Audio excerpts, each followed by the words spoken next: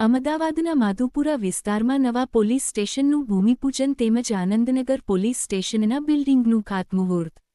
9 કરોડના ખર્ચે આધુનિક બિલ્ડિંગ બનશે।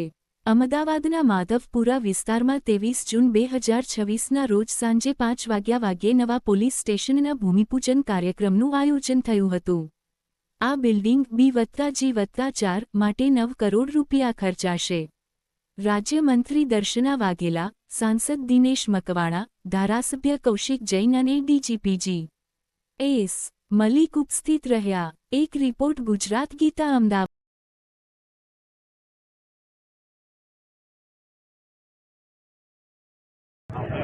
આ સાથે જ અમદાવાદ શહેરમાં નવા કયા પોલીસ સ્ટેશન છે કે જે ખાસ કરીને નવા જે નિર્માણ છે તે આજે આપણે અહીંયા અમદાવાદમાં માધુપુરા પોલીસ સ્ટેશન અને એમાં એક એલ ટ્રાફિક ડિવિઝનના પોલીસ સ્ટેશન પણ બનવાના છે અને અહીંયા આનંદનગર, એટલે બે જગ્યાએ આપણે ખાસ મુહૂર્ત આજે કરવામાં આવ્યો છે માનનીય મંત્રી શ્રીમતી દર્શનાબેન વાઘેલા દ્વારા।